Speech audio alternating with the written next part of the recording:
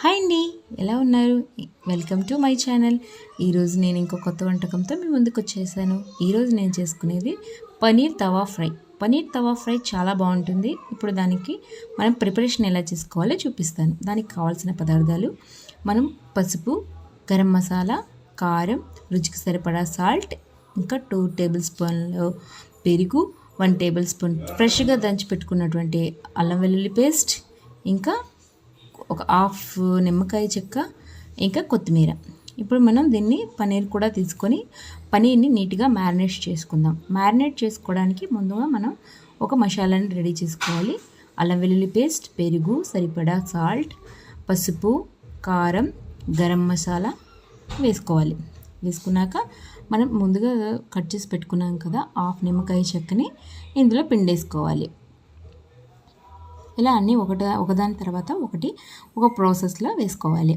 ఇలా హాఫ్ నిమ్మకాయ చెక్క పిండేసిన తర్వాత మనం ఇప్పుడు ఇందులోకి కొత్తిమీరని కూడా యాడ్ చేసుకుందాం. దీన్ని బాగా మసాలాలు అంతా నీట్గా కలిసేలాగా నీట్గా కలిపి పెట్టుకోవాలి. దీనిలో కొద్దిగా ఆయిల్ కూడా యాడ్ చేసుకుందాం. పేస్ట్ అనేది చాలా థిక్గా వస్తుంది. అందుకని ఇప్పుడు మనం ఇందులో ఆయిల్ వేసుకొని మసాలాని ఒక పేస్ట్ లాగా తయారు చేసుకుందాం మ్యారినేషన్కి. ఈ తయారు చేసుకున్నటువంటి మసాలాలో పన్నీర్ ముక్కల్ని కూడా యాడ్ చేసుకుందాం.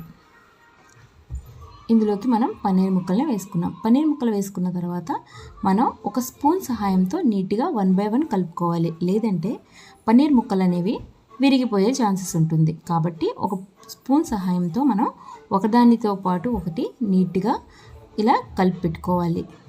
చూసారా నేను ఎంత క్లీన్గా కలిపి పెట్టుకున్నానో. ఇలా స్పూన్ సహాయంతో దీన్ని ఒకదాని తర్వాత ఒకటి నీట్గా కలిపి పెట్టుకోవాలి, లేదంటే విరిగిపోతాయి.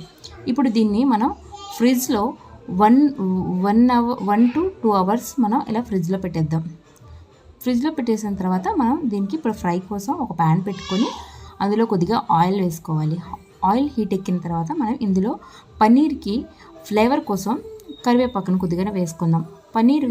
కరివేపాకు వల్ల పన్నీర్కి ఒక చక్కటి ఫ్లేవర్ అనేది వస్తుంది. ఇలా కరివేపాకు బాగా ఫ్రై అయిన తర్వాత మనం మ్యారినేట్ చేసి పెట్టుకున్నటువంటి పన్నీర్ ముక్కల్ని ఒక్కొక్కటిగా వేస్తూ ఇలా నీట్గా ఫ్రై చేసుకోవాలి. ఇలా ఫ్రై అవుతున్నప్పుడు మనం మధ్య మధ్యలో నెమ్మదిగా అట్లకర్ర సహాయంతో నీట్గా కలుపుకోవాలి. లేదంటే పన్నీర్ ముక్కలు అంటుకుంటాయి, అడుగంటిపోతాయి. కాబట్టి మనం ఒక్కొక్కటిగా నీట్గా విరిగిపోకుండా నెమ్మదిగా కలుపుకోవాలి. చూసారు కదా నేను ఎలా కలుపుకుంటున్నానో. అదే క్రమంలో మీరు కూడా ఒక్కొక్కటిగా నీట్గా కలుపుకోవాలి.